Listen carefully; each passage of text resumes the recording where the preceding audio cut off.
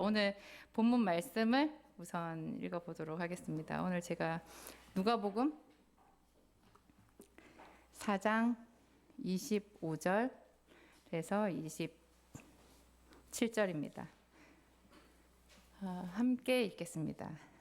내가 참으로 너희에게 이르노니 엘리야 시대에 하늘이 3년 6개월간 닫히어 온 땅에 큰 흉년이 들었을 때에 이스라엘에 많은 과부가 있었으되 엘리야가 그중 한 사람에게도 보내심을 받지 않고 오직 시돈 땅에 있는 사렙다의 한 과부에게 뿐이었으며 또 선지자 엘리사 때에 이스라엘에 많은 나병 환자가 있었으되 그중의 한 사람도 깨끗함을 얻지 못하고 오직 수리아 사람 나만 뿐이었느니라.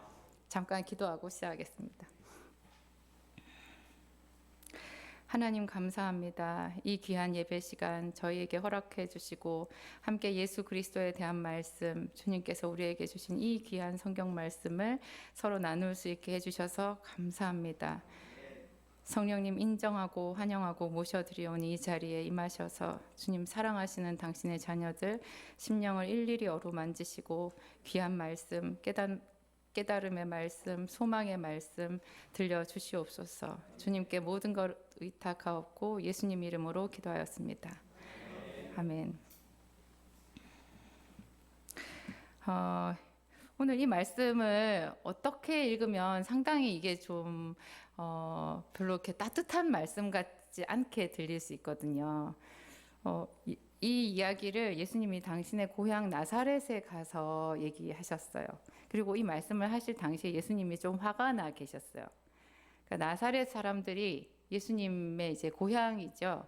그 고향에 가셔서 나사렛에 가서 예수님께서 여러 가지 이렇게 말씀을 하셨을 때 그 사람들이 예수님을 배척했죠. 이는 그 요셉의 아들이 아니냐. 그 누이들이 다 우리와 함께 있지 않느냐. 이렇게 하면서 예수님을 이렇게 깎아내렸어요. 싫어했어요.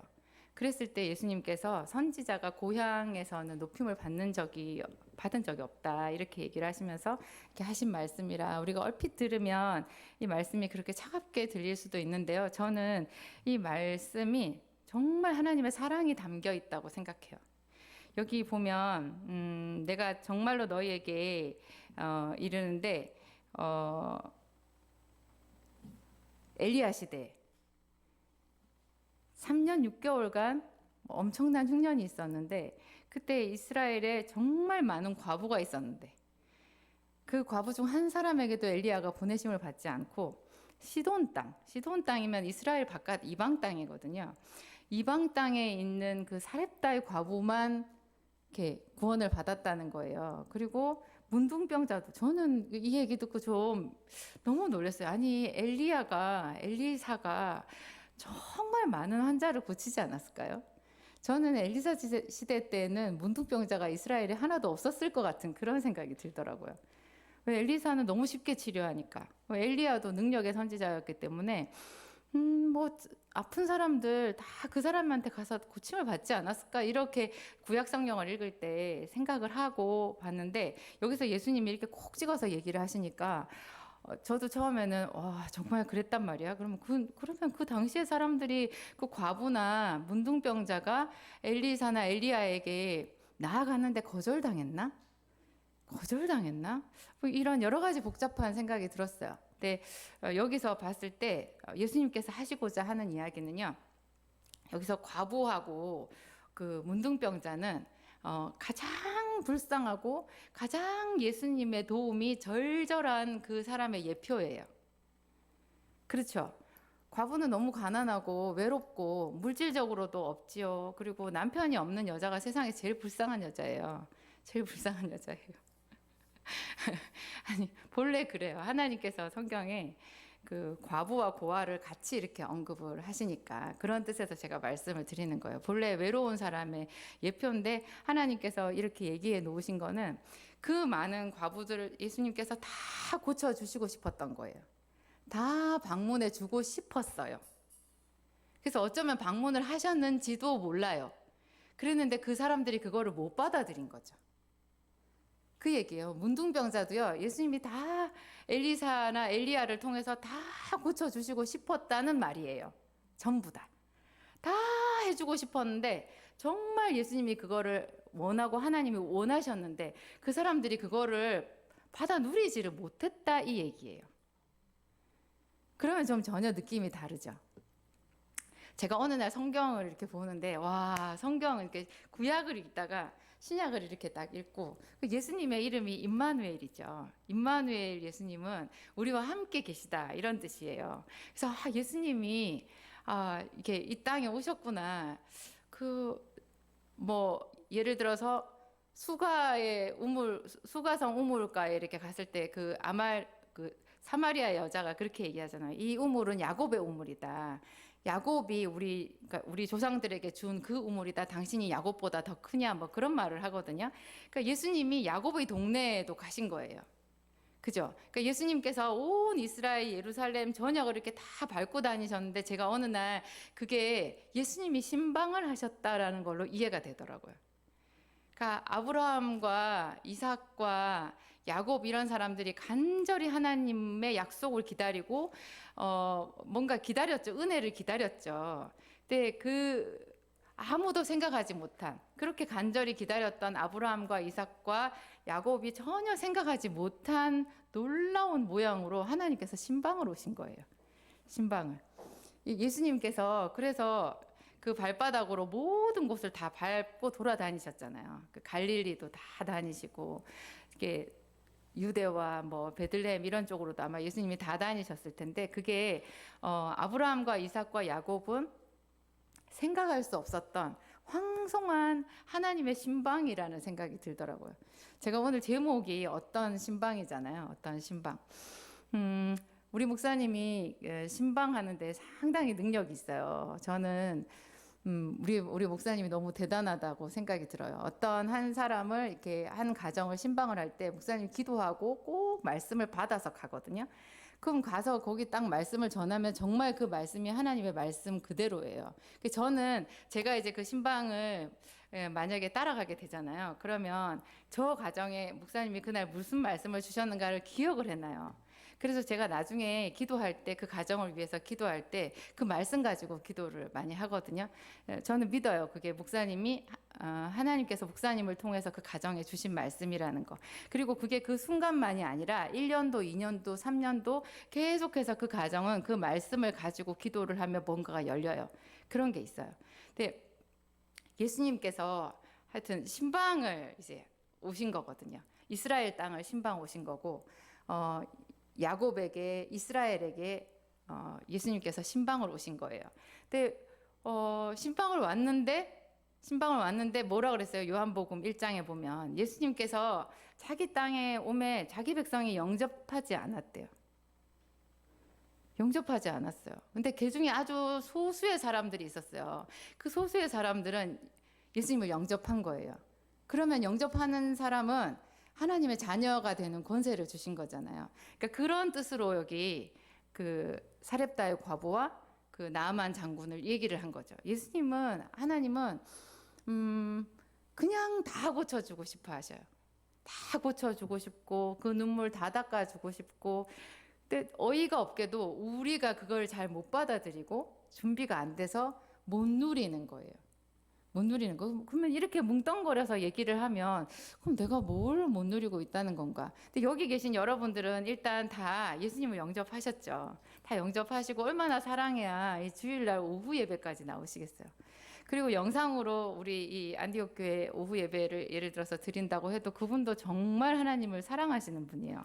그래서 하나님께서 특별한 은혜를 다 주고 계시고 앞으로 더 주실 거라고 저는 확실히 믿어요. 그렇죠? 네. 근데 이제 우리 편에서 그렇지만 조금 더 가까이, 조금 더 풍성하게 하나님의 말씀 그 마음하고 쫙 합해질 필요가 있어요. 우리도 원하고 하나님도 정말 원하시지만 우리가 서로 주파수가 안 맞아가지고 하나님이 주시는 거를 제대로 못 누려요. 너무 많이 놓쳐요. 이런 거를 이제 그럼 어떻게 해야 되지? 이런 생각을 항상 가지셔야 되고 성경 안에서 내가 이런 거는 내가 믿음의 행위가 되지 못하는구나. 내 나름대로 이런 거는 하나님이 주시는 거를 거절하는 꼴이 되는구나. 이런 거를 매일매일 고민해서 찾아내셔야 돼요. 그래서 그거를 이렇게 교정을 해 나가야 우리가 하나님의 자녀로서 정말 모든 사람들이 봤을 때 축복의 통로로 그렇게 쓰임 받을 수가 있어요. 오늘 이제 예수님께서 말씀하신 이 사렙다 과부의 이야기를 가지고 어떻게 뭐 하나님과 주파수가 뭐 이런 이상한 이야기를 한번 구체적으로 풀어볼게요. 그러면 열왕기상 17장으로 가야 되거든요. 열왕기상 17장에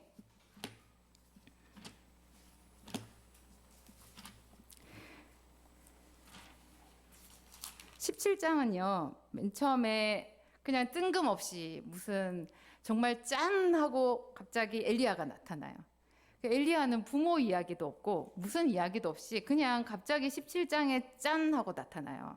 길르앗에 우거하는 자 중에 1절에 보면 길르앗에 우거하는 자 중에 디셉 사람 엘리야가 이렇게 나오거든요. 갑자기 엘리야라는 사람이 짠 나타나서 17장, 18장, 뭐 19장 뭐 이렇게 쭉 가다 보면은 이게 한 장인가 싶을 정도로 그 안에 농축된 그 하나님의 사람의 이야기가 들어 있어요. 정말 대단한 드라마거든요. 그래서 저는 이거는 17장 하나만 가지고도 이거 한 몇 달을 이렇게 몇 시간을 다 얘기를 해도 다 말을 못할 정도로 많은 이야기가 이 안에 들어 있어요. 하여튼 하나님의 사람인 건 확실하죠. 엘리야는 유일하게 거의 뭐 이렇게 자세하게 성경에 나와 있는 사람 중에는 그러니까 에녹은 너무 간단하게 나와 있으니까 엘리야는 죽음을 보지 않고 하늘로 들리웠죠. 저는 엘리야에게 하나님이 왜 그렇게 아무에게도 주지 않은 특별한 상을 주셨을까? 죽음을 보지 않고 그렇게 올라가게 하셨나? 그게 항상 저는 좀 하나님은 좀 너무 어떤 사람한테는 뜬금없이 감당하지 못할 큰 은혜를 주시고 좀 이해하기 어려운 분인 것 같아 이런 생각을 많이 했거든요. 근데 제 나름대로 이렇게 성경을 자세히 보면요, 엘리야는 너무 많이 죽었던 사람이에요, 이 세상에서.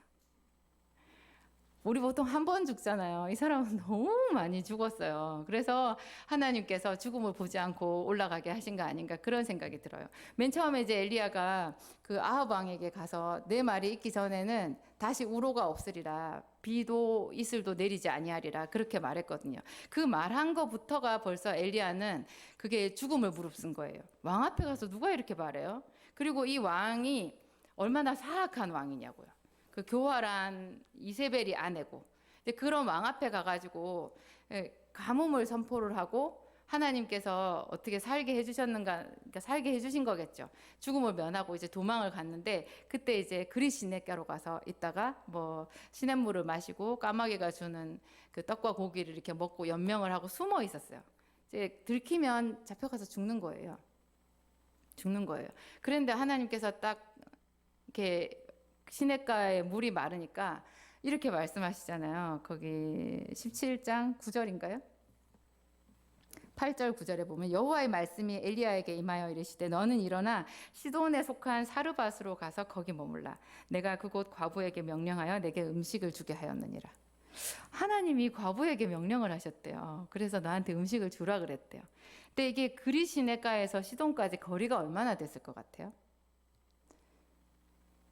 처음에 제가 성경을 읽었을 때는 그런 거 하나도 생각 안 했어요. 그냥 성경은 그 과정이 얼마나 힘들었는지, 햇볕이 쨍쨍했는지, 가는 과정에 또 엘리야가 아합의 군사들한테 잡힐 뻔했는지 뭐 그런 얘기 다 생략해요. 그리고 그냥 딱 가서 저는 이게 성경을 읽을 때 처음에 한참 동안 그냥 짠 하고 간 줄 알았어요. 여기 수암에서 그냥 저기 동사무소 있는 데 정도까지 간 걸로 생각한 거예요. 근데 그거 오해죠. 완전히 가뭄이고 시내가 다 말라버렸잖아요. 말라버렸고 지금 아합 왕은 얘를 찾으려고 이제 가뭄이 시작됐으니까 이제 엘리야의 저주 때문에 온 나라가 망하게 됐다고 생각하지 않았겠어요? 그러니까 이렇게 잡으려고 혈안이 되어 있었을 텐데 그런 뭐 이렇게 삼엄한 그런 경비 다 뚫고 그리고 목마름과 배고픔과 이런 거를 다 이기고 그 남의 나라 땅으로 간 거예요. 이 시돈은 그 이세벨 왕비의 집이에요. 이세벨 왕비가 시돈의 공주거든요. 페니키아 사람이니까. 하나님도 참 희한하죠. 도망을 가라고 하면서 제일 무서운 이세벨의 친정집 있는 그 나라로 도망가라고 하신 거예요. 근데 엘리야는 거기에 대해서 전혀 하나님 왜 하필 거기에요? 제가 여기서 거기까지 어떻게 가요? 이런 질문도 하나도 없어요. 그냥 갔대요. 갔나 봐요. 그러면 그때 시돈 땅에서 딱 그 성에 도착했을 때 그 사렙다이고 과부를 만났을 때 이 엘리야의 몰골을 한번 생각을 해보세요. 어땠겠어요? 지금 말씀이 아니었을 거예요. 그죠? 너무 남루하고 씻지도 못하고 배고프고 목마르고 초췌했을 거거든요. 초췌했을 거예요. 근데 거기 갔더니 이제 어떤 과부 하나가 이제 나뭇가지를 줍고 있어요. 과부인 줄은 어떻게 알았을까요? 아마 과부의 복장이 있었을 거예요. 제가 룻기서에 보니까 과부의 복장 얘기가 나오더라고요. 그죠? 과부의 복장 이야기가 창세기에도 보면 그 이야기 나오잖아요. 유다의 며느리 다말이 과부의 복장을 벗고 뭐 시아버지한테 속여가지고 기생의 옷을 입고서는 이렇게 뭐 유혹했다 얘기가 나오잖아요. 그러니까 과부는 과부 복장이 있었던 것 같아요. 그래서 딱 보고나 저 여자가 과부구나. 근데 하나님께서 과부에게 명해서 너에게 음식을 주게 하였느니라 이렇게 말씀을 하셨는데 여기 자세히 보면은 이 과부가 하나님의 음성을 들은 것 같아요. 너무 이상하죠. 하나님 말씀하셨다 그랬어요. 그랬는데 전혀 지금 엘리야는 얼굴도 모르는 그 시돈 땅의 과부를 찾으러 간 거예요. 그 죽음을 무릅쓰고 그 목마름과 배고픔의 고통을 그 뚫고서는 거기까지 갔어요. 딱 어떤 과부가 나뭇가지를 줍고 있는데 우리 보통 생각이 그렇잖아요. 그러면 넉넉히 어떤 양식이 있는 그죠? 양식이 있고 종도 있고 좀 집도 넓고 뭐 이런 데 가가지고 자기를 좀 영접할 이런 모습을 생각하지 않았겠어요?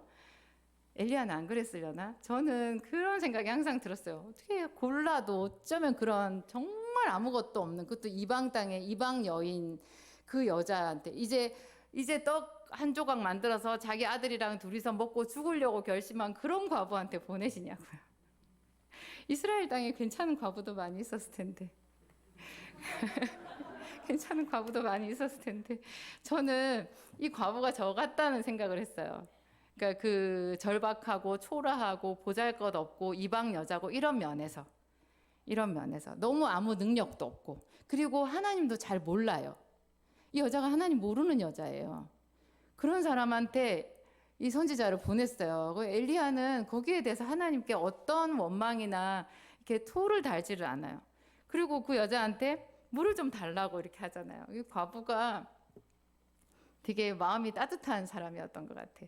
자기가 지금 죽으려고 생각하는데 누가 더 거지같이 생긴 사람이 와가지고 자기한테 물을 달라고 어떤 낯선 남자가 그렇게 말을 하는데 뭐 그게 성질내지 않겠어요? 아니면 모른 척 하든지. 근데 이 여자가 물을 가지러 가요.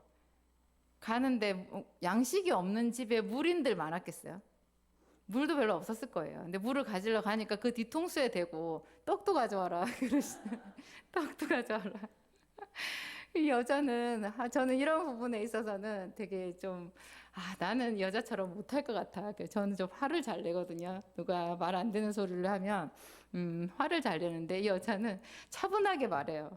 사실은 내가 떡이 없고 통에 가루 조금 있는데 그거 이제 떡 만들어서 먹고 내 아들이랑 죽으려고 그런다. 그러면 보통의 사람들은 그러면 당신 드시오 이렇게 말할 텐데 이 사람은 그러지 말고 그 떡 나한테 갖고 와라. 나한테 먼저 갖고 와라. 그러면 여호와의 말씀이 이 비를 지면에 내리는 날까지 그 통의 가루는 다하지 아니하고 뭐 이런 얘기를 하잖아요. 이 여자에게 그 하나님이 주신 마음이 그건 거예요. 그럴 때 그 선지자의 말대로 하게끔 하는 그런 감동을 주신 거죠. 하나님이 우리에게 원하시는 것이요.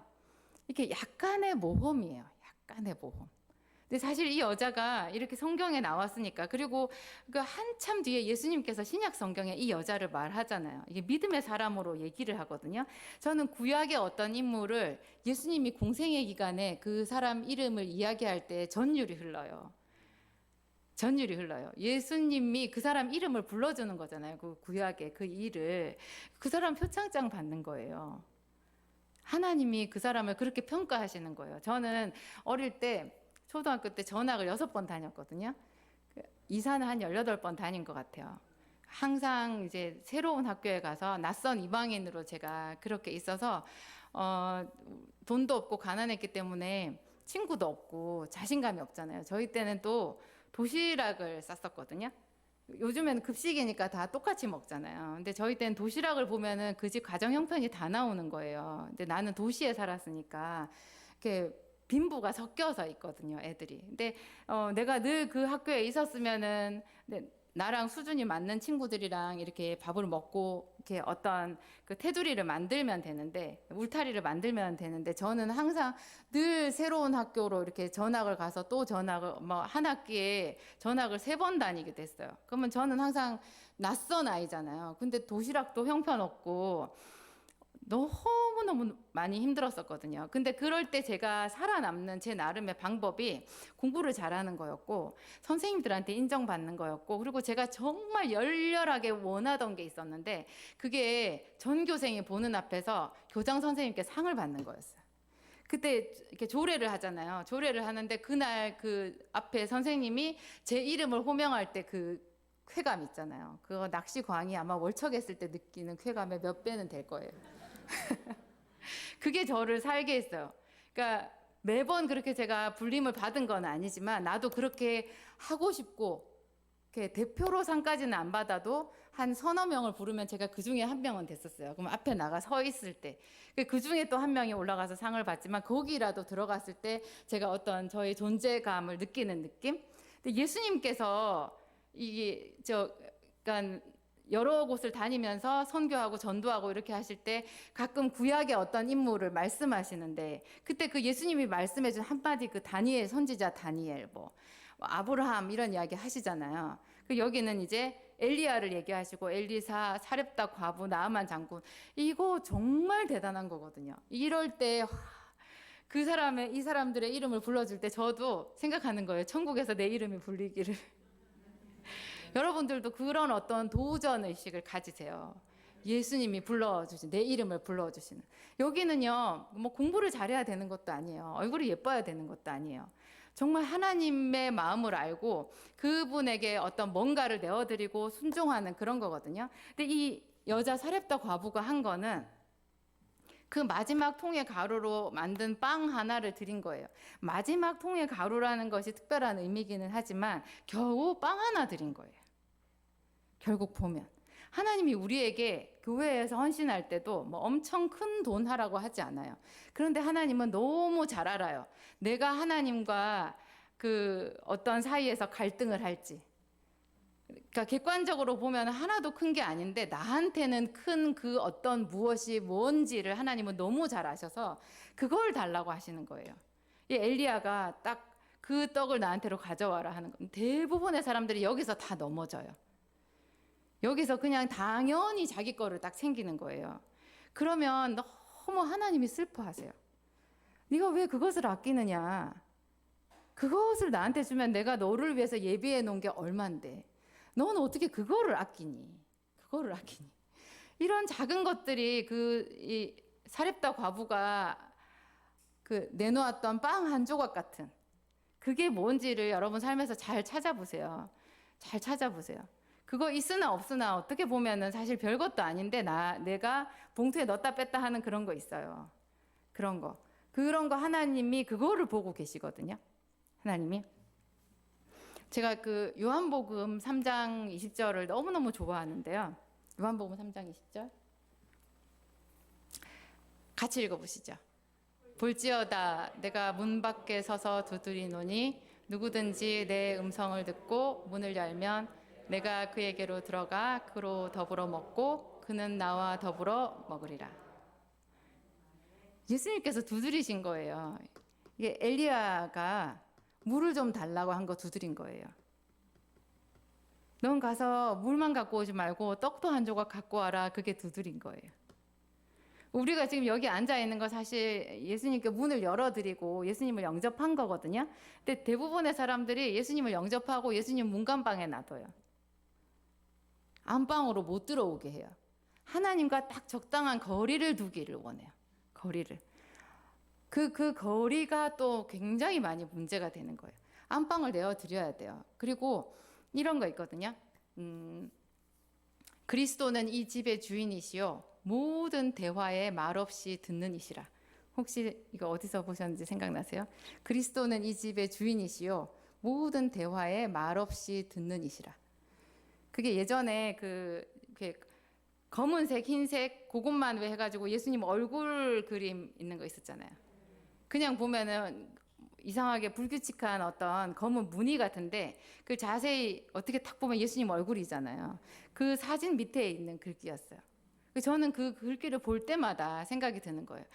이 집의 주인이시요 모든 대화에 말없이 듣는 이시라. 그러니까 지금 이 엘리야하고 과부가 나누는 대화에 예수님이 계신 거예요. 예수님이 계세요. 룻기서에 보면 룻과 나오미가 베들레헴으로 돌아가잖아요. 그 룻과 나오미가 나누는 대화가 룻기서 1장에 나오거든요. 나오미가 너도 가라. 네 형이 갔으니까 너도 가라. 네 아버지 집으로 가라. 나는 아들도 없고 이제 나랑 같이 가봐야 너는 아무 재미가 없다. 가라. 이렇게 말했을 때 그 룻이 너무 유명한 고백을 하잖아요. 그 고백을 누가 들었어요? 하나님이 들은 거예요. 우리가 집에서 내 자녀들과 나누는 대화, 남편과 나누는 대화, 그 대화 말없이 예수님이 듣고 계시다고 하면 소름 돋지 않으세요?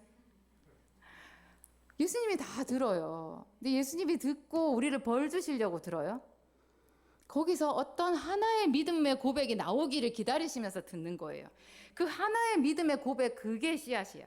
그런 것들이 우리의 행동을 바꾸고 그게 하나님께 헌신인 거예요. 이 여자가 그냥 생각하지 않았겠어요? 이 과부가 아유 그 엘리야의 말을 믿지 않았을 거예요. 그 통에 가루가 다하지 않는다 그 말 믿고 하지 않았을 거예요. 먹으나 안 먹으나 나는 죽으니까 저 불쌍한 분 보고 드려야지 처음에 아마 이렇게 생각했을 거예요. 하나님이 그렇게 그 과부에게 역사하셨다라는 거예요. 근데 엘리야의 입장에서도 어때요?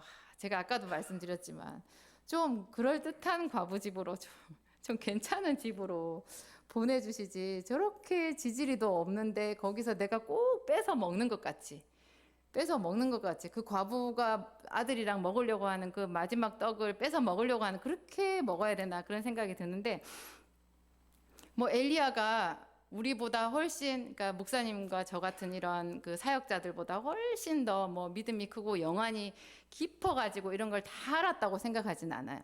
저도 엘리야도 많은 부분 하나님께서 그냥 여기 성경에 기록된 대로 이 부분만 말씀하신 거지 구체적으로 그 집에 가서 그 여자가 내가 말하면 그 여자가 뭐라고 말할 거고 그러면 내가 어떻게 얘기해야 되고 이런 거를 구체적인 시나리오를 주신 게 아니에요. 그냥 간 거예요. 그러니까 엘리야의 믿음도 대단한 거죠. 엘리야의 믿음도. 그 여인이 그렇게 말하면 그러니까 저는 그런 거예요. 우리 성도들한테 우리 목사님도 11조 얘기를 잘 못하시거든요. 저도 성도들한테 뭐 그런 뭘 하라 이런 얘기를 하기가 되게 어려운데 어떤 면에서는 이게 저희한테도 믿음이 부족해서 그런 거예요.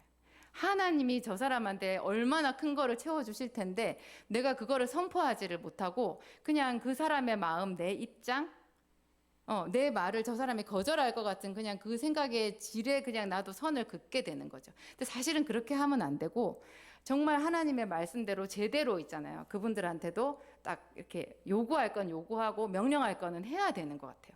잘못한 건 잘못했다 하고 그런 식으로 해야지 그 사람에게도 하나님이 더 제대로 역사하시고 서로. 그래서 과부와 엘리야 사이에 서 계셨던 예수님이 너무 흐뭇하시지 않으셨겠어요? 여기서 엘리야가 하나님을 인정하는 말을 한 거잖아요. 그 통에 가루는 다하지 않을 거다. 그건 선포거든요. 그렇게 했을 때 정말 그 통에 가루가 다하지 않았어요. 진짜 다하지 않았어요. 근데 문제는 우리 보통 설교는 여기까지 듣거든요. 근데 저는 요 후편이 뒤에가 훨씬 더 중요하다고 생각해요. 훨씬 더 감동이 커요. 이 여자의 아들이 죽잖아요. 여자의 아들이 아프다가 죽어요. 근데 이 전체 총 기간이 3년 정도 됐을 것 같아요. 비가 안 내린 기간이 3년 6개월이었는데 그리시네가에 숨어 있었으니까 그리시네가에 뭐 숨어서 있었던 게 몇 달이겠죠. 그리고 또 그리시네가에서 시돈까지 가는데 한 달은 걸리지 않았을까. 대체로 제 생각에 과부랑 같이 있었던 그 기간이 얼추 3년. 근데 여러분들 같으면 3년 정도 동안 불편한 사람이랑 같이 살 수 있어요? 불편한 사람이랑 같이 살아야 돼요. 예수님께 사람들이 왜 더 가까이 못 나오느냐? 예수님이 불편하거든요. 불편해요. 말씀 한 번 더 듣는 게 듣는 수고도 힘들지만 그 말씀을 들으면 자꾸 그 말씀대로 해야 되는데 내가 그거를 그 말씀 속에서 듣고 이렇게 생활하는 것 자체가 되게 거북하고 힘든 거예요. 이 여자가 그 떡 한 조각을 드린 믿음도 크지만요. 3년 동안 군말 안 하고 엘리야랑 동거한 것도 대단한 거예요. 그것도 정말 대단한 거예요. 우리가 욱하는 마음에 큰 돈 다 건금할 수는 있어요. 큰 돈 다 건금할 수는 있어요. 근데 한 3년 동안 매일 뭐 교회 와서 기도를 하는 거나 매주마다 꽃꽂이 봉사를 하는 거나 뭐 이런 거 있잖아요. 은근히 하는 거. 은근히 하면서 길게 하는 거. 이게 정말 어려워요. 한결같이 하는 거. 이 여자가 3년 동안 이 대단한 선지자랑 같이 사는 거죠. 선지자는 이제 다락에 있었다고 그랬죠. 다락에. 근데 같이 살면서 이 여자가 굉장히 괴로웠다고 나중에 얘기하잖아요. 아들이 죽었을 때 여자가 한 말이 나오거든요. 18절, 17장 18절에 있어요. 여인이 제가 읽어볼게요. 여인이 엘리야에게 이르되 하나님의 사람이여 당신이 나와 더불어 무슨 상관이 있기로 내 죄를 생각나게 하고 또 내 아들을 죽게 하려고 내게 오셨나이까. 조금씩 불편했던 거예요. 이 여자는 이방 여인이었어요. 그곳에서 엘리야가 하나님의 말씀을 가르쳤던 것 같아요. 여자한테. 굳이 뭐 우리처럼 수요 예배, 금요 예배, 주일 예배하고 1시간 딱 앉혀놓고 강론하지 않아도 본래 믿음의 사람은 하는 행동 하나하나가 말씀이에요. 그런 거를 봤을 때 제가 보면 그래요. 주일 아침에 늦잠 자시는 거 큰 낙인 분들 많죠. 공휴일 아침에 늦잠 자는 거 큰 낙인 분들 많아요. 이게 엘리야를 섬겼던 사렙다의 과부가 만약에 그런 낙이 있었다면 포기해야 되는 거죠. 포기해야 되는 거죠. 모든 면에서 하여튼 뭐 이렇게 같은 집에 이런 거룩하고 성결하고 그런 사람이랑 한 집에 있어야 된다는 거 말할 수 없이 힘들 거예요. 말할 수 없이. 이 여자는 그런 가운데에서 점점 자기의 수치가 드러나는 거를 느낀 거예요. 그게 죄죠. 죄가 이제 느껴지는 거예요. 근데 선지자를 나가라고 할 수도 없고 선지자의 말을 안 들을 수도 없고 또 뭐 선지자가 나가면 가루도 떨어지겠죠. 그런 것도 있긴 있었을 거고. 근데 이 여자가 그러면서 굉장히 압박감을 느끼고 힘들었던 것 같은데 뜻하지 않게 아들이 딱 죽은 거예요. 그러니까 이 여자가 너무 원통하고 절망적이었을 거 아니에요. 과부에게 아들은 어떤 존재였겠어요. 근데 엘리야도 많이 힘들었던 것 같아요. 엘리야도 정말 힘들어서 이 부분에 대해서 하나님께 미리 들은 말씀이 없는 것 같죠. 계속 있다 보면 그 과부의 아들이 죽을 거야. 근데 괜찮아. 너를 통해서 그 아들이 다시 살 거야. 얘기해 주시면 얼마나 좋겠어요.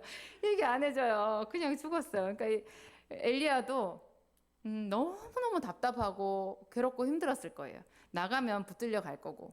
그리고 그 가뭄이라는 게 사실 엘리야가 원한 것도 아니잖아요. 이 가뭄의 고통이 가뭄을 선포하면서 그 가뭄의 고통이 고스란히 자기한테는 몇 갑절로 왔을 테니까 뭐 궁궐에서 아합이 가뭄의 고통을 견딘 게 크겠어요. 이 엘리야가 느낀 가뭄의 고통이 크겠어요.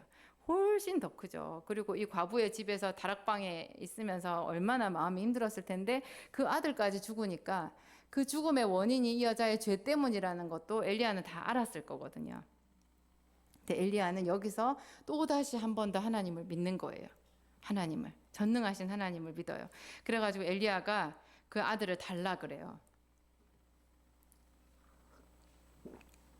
사실 이 전에는 요 이야기가 나오는 그 전에는 구약 성경에 죽은 자가 살아난 기적이 없었어요.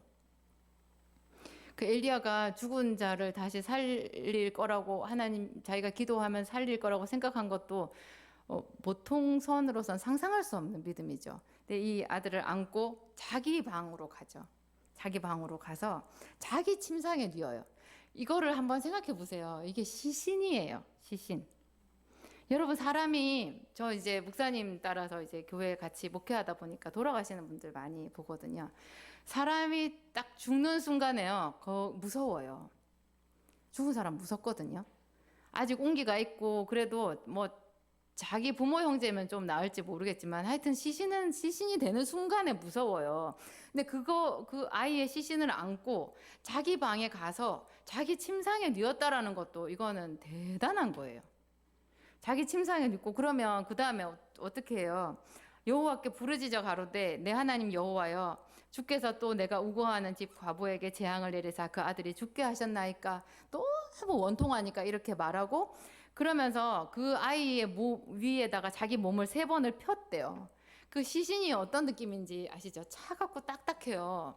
그 차갑고 딱딱하고 너무 끔찍한 그 시신 위에 자기 몸을 3번을 펴서 엎드렸다라는 거예요.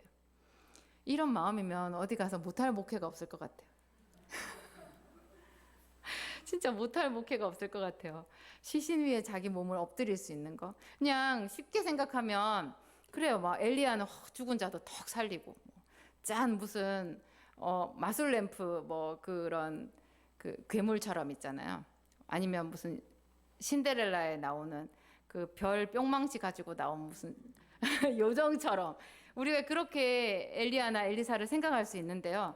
지극히 인간적이에요. 지극히 인간적이고 처절하고 절박해요. 그 시신 위에 어떻게 자기 몸을 펴냐고. 이건 저는 이 부분을 읽을 때마다 이게 중보기도자의 자세라는 생각이 들거든요. 중보기도자의 자세.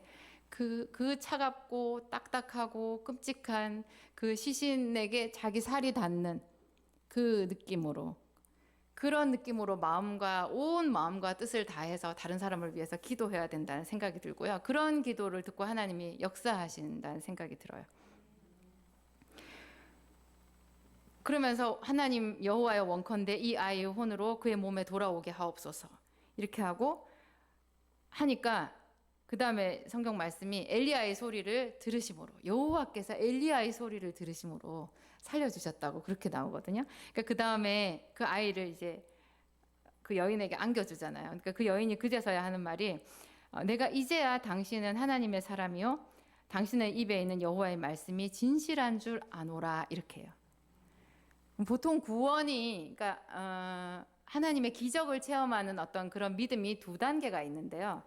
예를 들면 신약에서도 예수님이 이렇게 다니실 때 그 뭐 문둥병자를 치료하시고 뭐 소경의 눈을 뜨게 하시고 안전뱅이를 일으키시고 이런 게 있어요. 근데 예를 들어서 뭐 10명의 문둥병자 이야기가 성경에 나오죠. 10명의 문둥병자가 길에서 예수님께 막 자기들 고쳐달라고 하잖아요. 그래서 예수님이 그 길에 선체로 그냥 제사장에게 가서 너희 몸을 보이라 이렇게 얘기해요. 그랬더니 그 사람들이 믿고 제사장으로 가는 길에 자기 몸이 이렇게 나은 거를 알게 되잖아요. 그죠? 그랬을 때 그 중에 한 사람이 돌아와서 제사장에게 가는 길을 돌이켜가지고 예수님께로 와요. 그래서 예수님께 엎드려서 막 감사하다고 이렇게 말했을 때 예수님이 분명히 10명을 치료하신 거죠. 그런데 그 10명 중에 돌아온 그 한 사람한테만 구원을 선포하세요. 이런 단계들이 다 있어요. 우리가 하나님의 은혜를 어디까지 받을 것인가, 어디까지 받을 것인가. 저는 이제 제가 요새 보면 제 주변에서 벌어지는 모든 일들이 다 하나님의 기적이거든요. 기적이거든요. 제가 어떻게 이렇게 부자가 됐는지 모르겠어요. 정말 상상할 수 없는 엄청나게 큰 부자가 됐어요. 제가 어느 날 이렇게 됐어요. 어느 날. 근데 그 과정을 이렇게 생각해 보면 정말 하나님의 은혜고 하나님이 나한테 하늘문을 열어주셨구나 그런 생각이 드는데 제가 돈을 너무 많이 버니까 두렵더라고요. 굉장히 무서웠어요. 그리고 뭔가 남들보다 더 있다고, 더 있는 것은 사명이라는 얘기를 어디서 들었거든요. 그래가지고 제가 그걸로 땅 사고 집 사고 뭐 그렇게 하기 전에 기부부터 했어요. 너무 두려워서 이게 그 물질은 흘러가게 해야지 이게 안 썩는데요. 물질은 거름하고 똑같다네요. 이거 쌓아놓으면 거름이 냄새가 나는데 거름을 이렇게 확 뿌리면 땅이 다 옥토가 돼서 다 잘 되잖아요. 돈이 그런 거래요. 이렇게 흘려 보내야 된대요. 저는 뭐 전에도 흘려 보내는 게 소원이었지만 뭐 이렇게까지 될 줄은 몰랐죠. 근데 지금 제 단계에서도요, 제가 이렇게 돈을 많이 벌게 되니까 더 간절하게 사모하게 되는 것이 구원이에요. 하나님의 앞에 그 보좌 앞에 나아가는 날까지 내가 이 믿음을 지키고 절대로 시험에 빠지는 자가 되지 않고, 그리고 하나님이 내게 주시는 자들을 다 내가 영접하고 같이 가리라 하는 거 있잖아요. 이게 저한테 더 근데 되게 많이 떨려요. 내가 잘할 수 있을까? 잘할 수 있을까? 사람들 돈 많이 벌면 다 타락하던데 괜찮을까? 그런 생각을 많이 하고 더 하나님께 나와서 아침에도 나오고 저녁에도 나오고 뭐 아침에 나와서 1시간씩 기도하는 건 전혀 아니지만 한 번이라도 더 성전 문턱을 밟아서 들어와서 하나님 제발 제가 시험에 들지 않고 오늘도 이 일을 잘할 수 있게 용기를 주세요. 이렇게 기도하게 되거든요. 제가 지금 이런 5월에 4주에 거쳐서 이런 시간, 강의하는 시간을 목사님한테 달라고 한 것도요. 제가 주변에 우리 성도들 너무 사랑하고, 그리고 제가 유튜브도 하지만 제 말씀을 듣기 위해서 유튜브 방문하시는 분들 너무 감사하고 너무 사랑하는 마음이 드는데, 그분들한테 좀 이런 이야기들 어떻게 하면 축복을 받을지 그런 거를 물론 제가 받은 것에 국한되는 거지만 좀 나누고 싶은 거예요. 되게 쉬운 거예요. 되게 쉬운 거예요. 보니까 그래요. 이 과부가 떡 한 조각 준 거거든요. 떡 한 조각 준 건데 이 여자는 그 3년 6개월 동안 굶지 않았을 뿐만 아니라 예수님의 입에 예수님의 입에 오른 믿음의 사람이 된 거예요. 시돈 여인인데. 그게 훨씬 더 큰 축복이죠. 뭐 이 여자가 그 시돈 땅에서 거부가 됐다 그런 얘기는 여기 없어요. 그럼 어쩌면 별게 아닐 수도 있어요. 그렇지만 그게 아닌 거예요. 이 여자는 구원을 얻은 거예요. 그냥 단순히 그 순간에 어떤 어려움만 모면한 것이 아니라 정말 하나님께 믿음의 사람으로 그 당시 어떤 이스라엘의 과부도 얻지 못한 그런 믿음의 사람으로 믿음의 반열에 오르게 된 거죠. 근데 그게 첫 출발이 그 떡 한 조각이었다라는 것이 놀라운 거죠. 그게 너무 놀라운 거죠. 내 생활에서 내가 가지고 움켜쥐고 내놓지 못하는 떡 한 조각이 무엇인가? 정말 아까워서 양보하지 못하는 떡 한 조각이 무엇인가? 이제 그런 거를 자꾸 찾아서 하면 훨씬 우리가 도움이 되겠죠. 제가 되게 아주 좋아하고 그러니까 많은 사람들한테 읽으라고 말하는 책이 성경책 위에 또 한 몇 권이 있거든요. 우리 목사님은 몇천 권의 책을 읽었다고 하지만 저는 뭐 그렇게 많이 읽진 않았어요. 주로 성경을 많이 봤고. 근데 제가 읽었던 그 책 중에서 그 폴 트루니에라고 하는 사람이 쓴 모험으로 사는 인생이라는 책이 있어요. 책이 제법 두꺼워요. 근데 제가 그 책에서 하나님을 모험가라고 얘기를 하더라고요. 그리고 하나님과 함께 이 믿음의 길을 걸어가려고 하는 우리들도 모험가가 되어야 된대요. 모험가가. 그거를 이해하게 되었을 때 저한테 너무 많은 기회들이 열렸어요. 모험? 이런 거 해보는 게 당연한 거구나. 이게 믿음이구나. 하나님도 모험이시구나. 거기서 이제 폴 트루니에가 하는 말이요. 하나님이 이 세상을 만든 게 모험이래요. 그리고 에덴 동산을 만든 것도 모험이래요. 그 에덴 동산에 그 아담과 하와를 만든 것도 큰 모험이었다는 거죠. 그 모험은 뭐가 모험이에요? 위험이 뒤따르는 게 모험이죠. 불확실한 그 미래를 예측할 수 없고 내가 생각한 대로 가지 않은 전혀 다른 방향으로 꼬일 수 있는 위험성이 많은 게 모험이잖아요. 그죠? 근데 상당히 모든 것이 모험이에요. 우리가 결혼을 하는 것도 모험이래요. 그래서 다들 후회하잖아요. 다들 후회하잖아요. 근데 그렇지만 그 영화배우 윤여정 씨도 그러더라고요. 그분은 결혼 완전 실패하신 분이죠. 그리고 크리스찬도 아니에요. 근데 그분은 완전 결혼에 실패하신 분이고 생고생하면서 두 아들 키우고 그렇게 했던 분인데 그분이 자기 전 남편 얘기는 거의 입에 담지를 않거든요. 근데 결혼이라는 말은 가끔 담을 때가 있어요. 근데 그분이 자기 결혼을 얘기하면서 자기가 결혼해서 얻은 게 그래도 두 가지 있대요. 그래도 두 가지 있대요. 자기가 결혼을 해서 아들 둘을 얻었대요. 그리고 결혼을 해서 자기가 살아가는 방법을 알게 됐다라는 거예요. 그러니까 자기가 그냥 혼자 살았으면은 몰랐을 거. 그러니까 모든 면에서 있잖아요. 이게 하나님께서 하시는 것들이 이렇게 모험이에요. 그리고 우리가 믿음이라고 하는 게 모험이죠. 그 여자가 떡을 엘리야한테 준 거 모험이에요. 그리고 그 모험은 거의 100% 손해보는 모험이었어요. 그냥 끝난 모험? 그렇잖아요. 그 여자가 이게 정말 통에 가루가 닿지 않을 것이다. 그거를 확신하고 한 게 아닐 거라고 우리 알 수 있잖아요. 그냥 잃어버리면 잃어버리리라. 그냥 저분 주지 뭐.